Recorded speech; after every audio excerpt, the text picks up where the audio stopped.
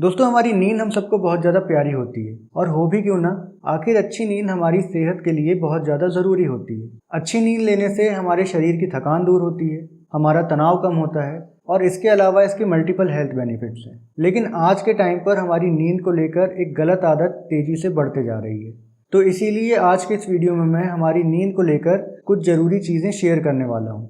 तो इस वीडियो को एंड तक ज़रूर देखिए ताकि आप सभी चीज़ों को ठीक तरीके से समझ पाएं। नमस्कार दोस्तों, मैं डॉक्टर अंकित आगरकर इस चैनल में आपका बहुत बहुत स्वागत करता हूं। दोस्तों, नेचर ने हमारे शरीर को ऐसा बनाया है कि इसे स्वस्थ रखने के लिए हमें 3 चीज़ों में बैलेंस बनाए रखने की ज़रूरत पड़ती है। पहला है हमारी डाइट, क्योंकि उसी से हमारे शरीर को न्यूट्रिशन मिलता है और एनर्जी मिलती है। दूसरा है फिजिकल एक्टिविटी, जिससे हमारा शरीर फूड से मिले न्यूट्रिशन और एनर्जी को सही तरीके से यूज कर पाता है। और तीसरा है नींद, जिससे हमारा शरीर दिन भर की थकान के बाद खुद को रिलैक्स कर पाता है, खुद को हील कर पाता है और दोबारा काम करने के लिए खुद को तैयार कर पाता है। सो बेसिकली नींद भी एक बहुत इंपॉर्टेंट फैक्टर है हमारी सेहत को बेहतर बनाए रखने के लिए, और इसीलिए नेचर ने हमारे सोने और जागने का नियम पहले से ही बनाया हुआ है।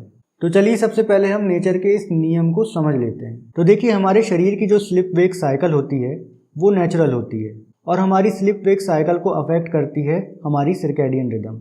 अब जिन्हें नहीं पता सर्कैडियन रिदम किसे कहते हैं, तो उनके लिए मैं इसे थोड़ा एक्सप्लेन करना चाहूँगा। देखिए, अर्थ पर हर 24 घंटे में दिन और रात होते हैं, जिसका सीधा असर हमारे एनवायरनमेंट पर होता है। अब क्योंकि ह्यूमन बॉडी भी इसी एनवायरनमेंट का एक हिस्सा है, तो इस घटना को लेकर हमारा शरीर भी रिएक्ट करता है। इस घटना को लेकर हमारे शरीर की रिएक्ट करने की प्रोसेस को ही हम हमारे शरीर की सर्कैडियन रिदम कहते हैं।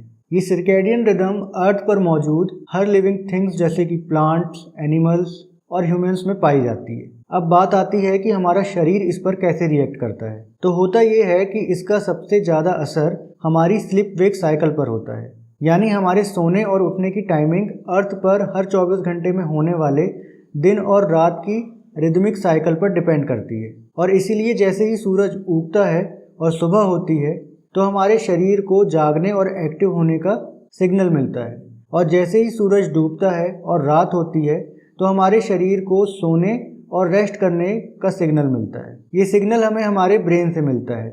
हमारे ब्रेन में पीनियल ग्लैंड होती है जो मेलेटोनिन नाम का एक हार्मोन रिलीज करती है।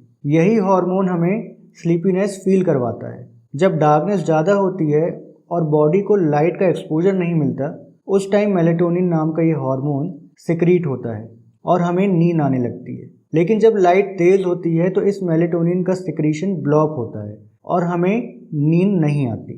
यही वजह है कि रात होने पर हमें स्लीपीनेस फील होती है और दिन के वक्त लाइट में ऐसा फील नहीं होता। तो हमारे शरीर का ये नेचुरल प्रोसेस है कि रात में हमें आराम करना है, सोना है, और दिन में हमें एक्टिव रहना है, काम करना है। लेकिन आजकल लोग इसी नेचुरल प्रोसेस को बिगाड़ने में लगे हुए हैं, और खासकर यूथ में देर रात तक जागने की प्रॉब्लम तेजी से बढ़ते जा रही है, जिसकी एक बड़ी वजह है रात में मोबाइल फ़ोन का यूज़ करना। क्योंकि मोबाइल फ़ोन की लाइट भी मेलेटोनिन को ब्लॉक करती है और ऐसे में नींद नहीं आती। इसलिए ये भी एक बहुत बड़ी प्रॉब्लम है, क्योंकि बेवजह देर रात तक नींद को अवॉइड करना और जागते रहना हमारे शरीर की नेचुरल स्लिप वेक साइकिल के अगेंस्ट है। और लगातार ऐसा करने से बहुत से फिजिकल और मेंटल हेल्थ इश्यूज डेवलप हो सकते हैं, जैसे कि high blood pressure, heart disease, diabetes, face पर रिंकल्स का आना, डार्क सर्कल्स का आना, एंजाइटी और डिप्रेशन का होना, इम्यून सिस्टम से रिलेटेड इश्यूज का डेवलप होना, और इवन कैंसर जैसी बीमारियां भी इस एक गलती की वजह से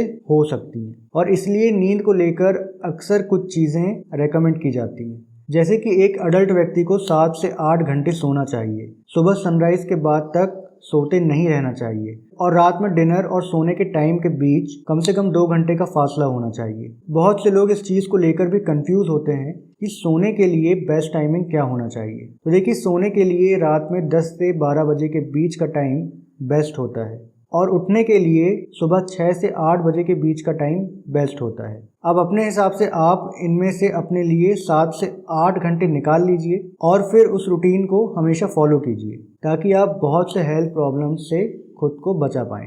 तो आज के इस वीडियो में बस इतना ही। अगर ये वीडियो आपको वैल्यूएबल और इन्फॉर्मेटिव लगा हो तो इस वीडियो को लाइक करना, शेयर करना और चैनल को सब्सक्राइब करना बिल्कुल ना भूलें। तो मिलते हैं अगले वीडियो में, तब तक के लिए जय हिंद, वंदे मातरम।